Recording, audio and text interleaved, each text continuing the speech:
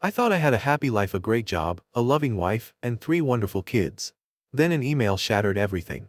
My wife's friend wasn't just a friend. When I confronted her, she admitted she was in love with him and had been planning to leave. Now, I'm raising our kids alone. I'm a 47-year-old man with a fulfilling and comfortable life. I have a job I genuinely enjoy, live in a nice suburb, and am blessed with 3 wonderful children, M8, F6, F4, and a loving wife, Emily, 45. I've always believed that Emily and I were a great match. However, a recent email has shaken that belief and planted a seed of doubt in my mind. Emily lived in the UK from 2010 to 2015 while pursuing her PhD. During that time, she formed close friendships and has made it a priority to return every few years to maintain those relationships. This past August, she traveled to the UK for 3 weeks to attend a close friend's wedding. After some discussion, we decided it would be best for me and the kids to stay home since I couldn't take that much time off work, and the event wouldn't be particularly enjoyable for them. Emily went on her trip, returned as planned, and life continued as usual until last week, when I received an unsettling email at my work address. The email was from the wife of Emily's friend, I'll call him Jake, 44. She claimed she had strong reasons to believe that Jake and Emily had an affair during her visit. She detailed her suspicions, pointing out that Jake had picked Emily up from the airport, spent a lot of time at her hotel, and frequently went out to dinner with her alone. She even attached photos, one showing a pair of my wife's earrings, which she said she found in Jake's pockets while doing laundry, and another of a lipstick stain on his shirt. The shade is one I recognize as something Emily often wears. There were other details she provided, but for the sake of brevity, I won't list them all here. At first, I brushed it off as a prank, but I couldn't shake the thoughts from my mind. Before Emily left for her trip, I recall her talking to all her friends in the UK, but now I realize she seemed to talk to Jake the most. I don't know if this email is influencing my memory, but it stands out now. I also know Emily never liked Jake's wife, though I'm not sure why. I've never gone through Emily's phone or social media before, but I feel tempted to now. At the same time, I know I'd feel terrible if I checked and found nothing. And if she is hiding something, wouldn't she just delete any evidence the moment she sensed my suspicion? I don't know how to move forward from here. The only idea I have is to confront her and immediately ask to see her phone before she has a chance to delete anything. But a part of me worries this approach could backfire and not reveal anything at all. Edit, I forgot to mention that Emily no longer has those earrings. When she returned from her trip, she wasn't wearing them. When I asked about it, she simply said she lost them. Update. A few hours after my initial post, I confronted Emily, and she confirmed my worst fears. She admitted that she's in love with Jake and can no longer live a lie. While she insists that she still loves me and the kids, she says she can't stay with us any longer. According to her, she had been waiting for the right time to tell me and the children. It turns out this affair has been going on since March, with Jake occasionally flying out here and Emily secretly meeting him. We are getting divorced. Emily is planning to move to the UK soon. She revealed that, in addition to attending the wedding in August, she also had a job interview and is set to start work around the new year. She has already applied for a British visa and intends to live with Jake once she relocates. Regarding custody, Emily has voluntarily given up her claim to full custody. She doesn't want to uproot the children, so they will remain in Canada with me. While part of me appreciates her decision, I'm also shocked at how easily she's choosing to walk away. She wants to provide child support, but I would prefer to raise my children without her financial involvement. That said, the court will likely require support payments regardless of my feelings. Emily is also requesting structured visitation rights, which, given the circumstances, will likely be granted. From what I understand, the court generally prioritizes maintaining relationships between both parents and their children, even when one parent relocates to another country. The current arrangement being discussed includes visitation during school breaks and holidays, with virtual calls in between. I've been trying to keep things as civil as possible, and the more cooperative I am, the more Emily seems to agree to my terms. We are also in discussions about the future of our home. Emily wants to sell the property and split the proceeds. I don't want to let go of the family home, but since we bought it during our marriage, I may not have much of a choice. Our lawyers are still sorting through the details, and no final decision has been made yet. Given the complexity of the situation, it could take a while before we reach a resolution. For now, I've been advised not to make any major financial moves. As much as I'd love to keep the house for the children's sake, selling seems inevitable. As of now, Emily is staying in an Airbnb, and Jake has flown here to be with her. They plan to leave for the UK in the near future. My lawyer has informed me that adultery does not grant any special consideration in matters of custody or property division. Unless marital funds were directly involved in the affair, it won't impact how our assets are divided. Since Emily likely used money from her personal account, proving she used joint finances would be necessary for it to have any legal consequences, something that seems unlikely at this point. I've been in frequent contact with Jake's soon-to-be ex-wife, Eleanor, mostly through email, though we've recently spoken on the phone a few times. She expressed guilt over exposing the affair, fearing that if she had stayed silent, my marriage might have been salvageable.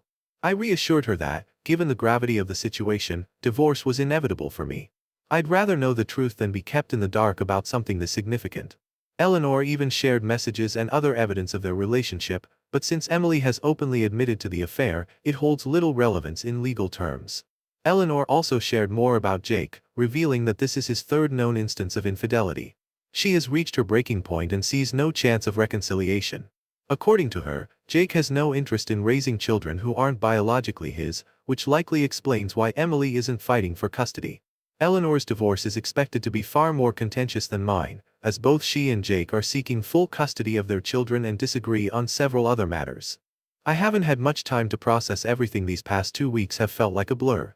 But one thing I do know with certainty is that I have no feelings left for Emily. It's not just about the betrayal of our marriage, it's the ease with which she's walking away from our children. I never thought I could feel such deep resentment towards someone I once loved. The most difficult part of this entire ordeal is helping my children navigate the situation. My 2 youngest daughters have started asking why their mother isn't around as much, and explaining it to them has been incredibly tough.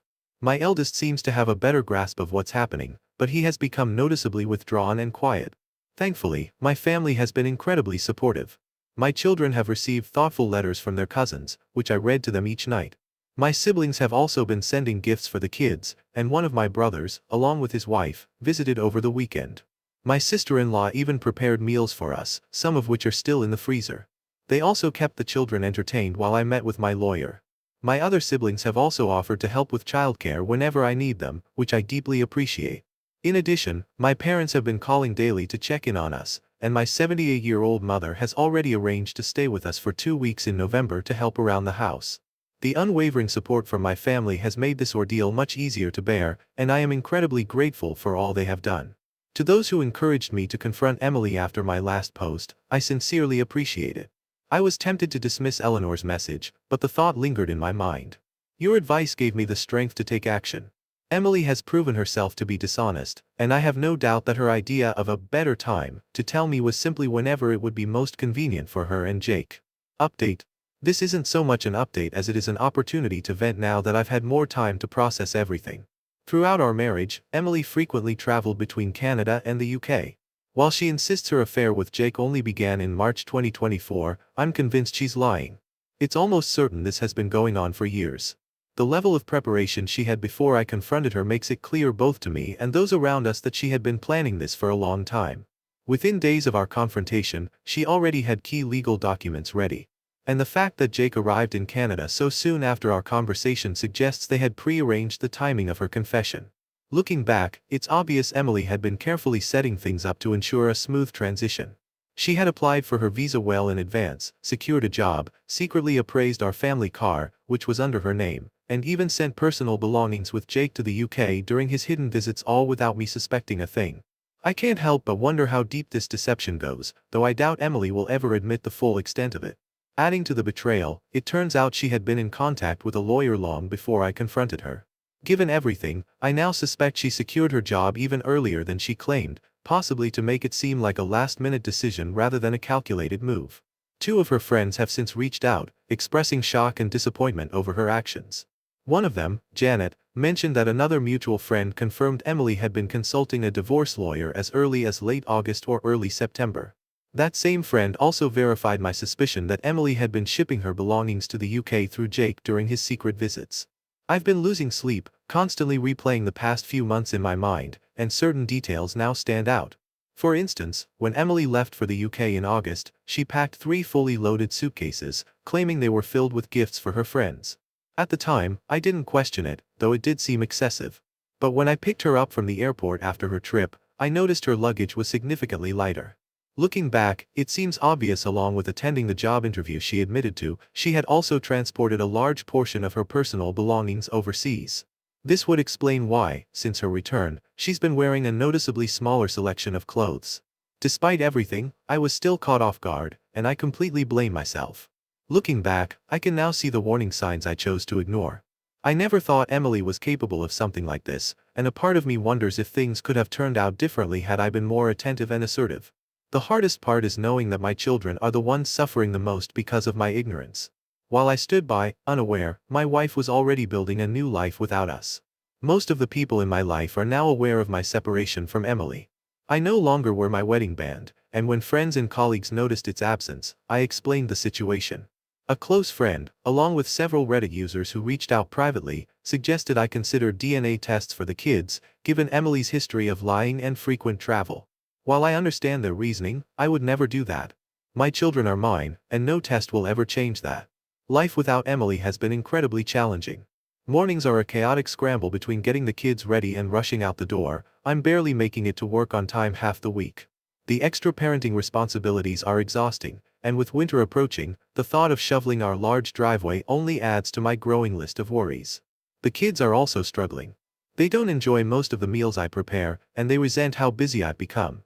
What makes it even harder is knowing that while we're here trying to manage, Emily is off on a relaxing vacation across Europe with Jake.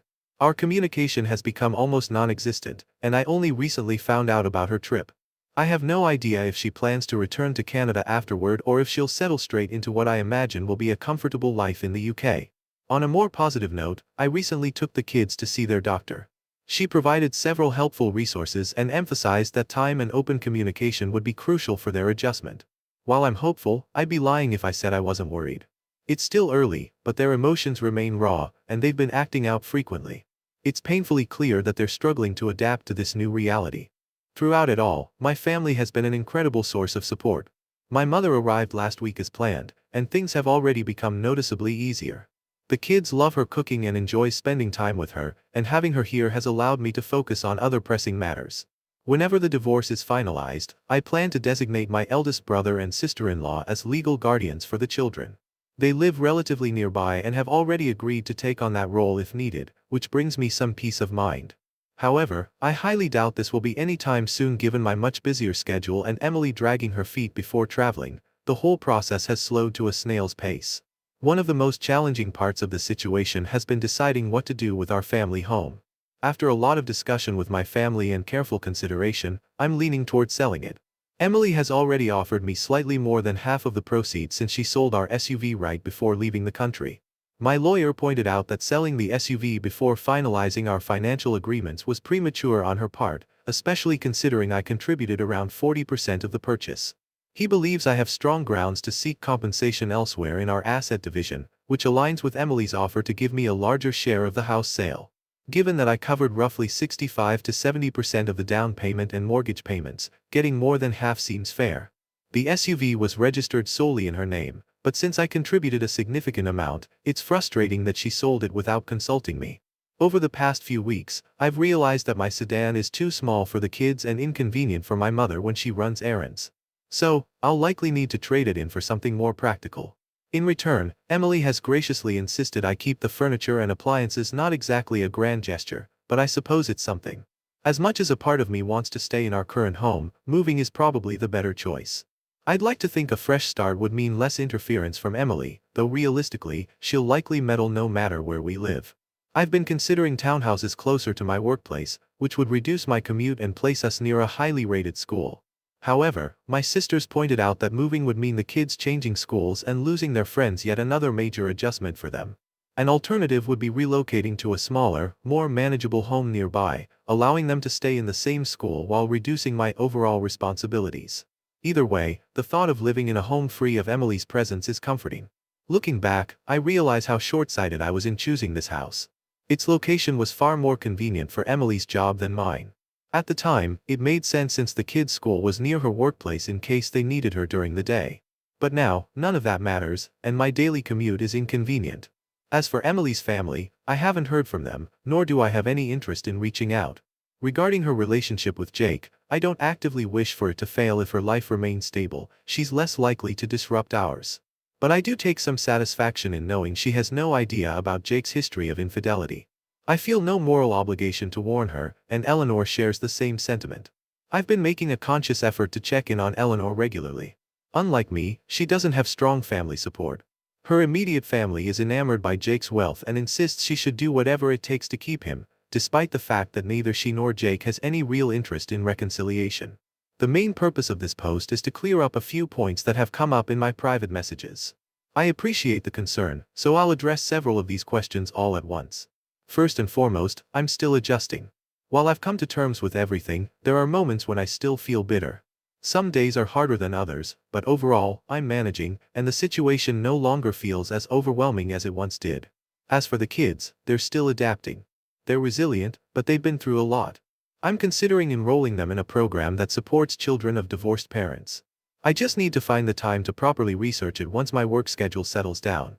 Regarding household responsibilities, some people have suggested that Emily was overburdened with chores and that this somehow justified her actions. To set the record straight, before everything unraveled, our household tasks were split roughly 60/40, with Emily handling the larger portion. On the other hand, I covered about 75% of our living expenses while she contributed 25%. It's also worth noting that Emily took far more solo vacations than I did, though I suppose we all now know what those were really about. For those asking, yes, I know how to cook. I've always been health conscious, which is probably why the kids preferred the way Emily prepared meals. And once again, despite numerous private messages urging me to do so, I have no intention of DNA testing my children. Emily has since moved into an apartment owned by Jake. I may not have mentioned this before, but Jake kept an apartment in the city to avoid commuting during the week. According to Eleanor, he would stay there on weekdays and return home on weekends to be with her and the kids. Now that his latest affair has been exposed, he's living there full-time, only visiting his house to see his children. Ironically, Eleanor revealed that this same apartment was where he carried out his previous affairs, which seems fitting, I suppose. In other news, I finally replaced my sedan with a larger car. I probably spent way more than I should have, but honestly, it's one of the few things that has brought me any joy lately. Lastly, a lot of people have suggested that I have some kind of moral obligation to warn Emily about Jake's history of infidelity and the likelihood that he'll cheat on her too. I don't see that as my responsibility. For all I know, Emily is already aware and simply doesn't care. Update. I wanted to provide a quick update since many people have been asking how the kids and I are doing. I apologize for the delay. My schedule has been packed, leaving me with little free time. Things have improved somewhat.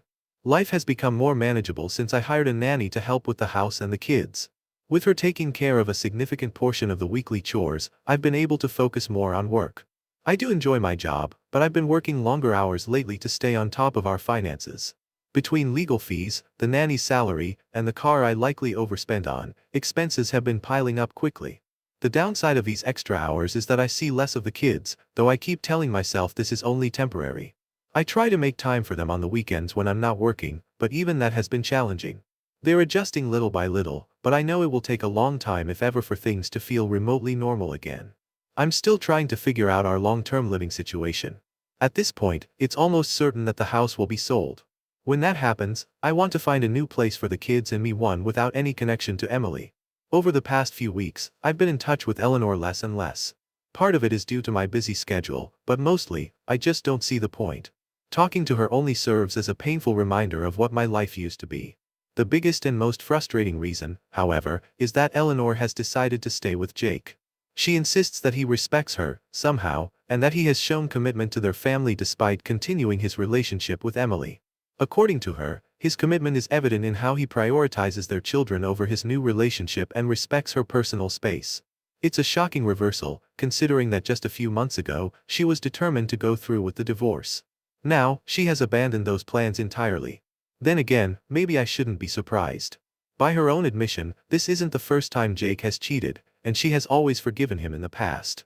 Emily is still living in Jake's apartment, while Eleanor remains in their family home with their children. Jake splits his time between the two, staying at the apartment during the week and returning home on weekends and the occasional weeknight. At the very least, Eleanor has made it clear that Emily is not allowed in the family home, and Jake appears to be respecting that boundary. Emily rarely calls the kids during the week, and when she does, the conversations are brief and often whispered. Since these calls happen late at night in her time zone, I assume she's trying not to wake Jake. However, on weekends when Jake is with his own family, she makes more of an effort to speak with the children. Even then, the calls aren't particularly long, as I've been mindful not to let them interfere with the time I have planned with the kids. This whole situation is still a work in progress, and I hope it becomes easier with time. While part of me is still stunned by how things have unfolded, I think I've largely come to terms with this new reality.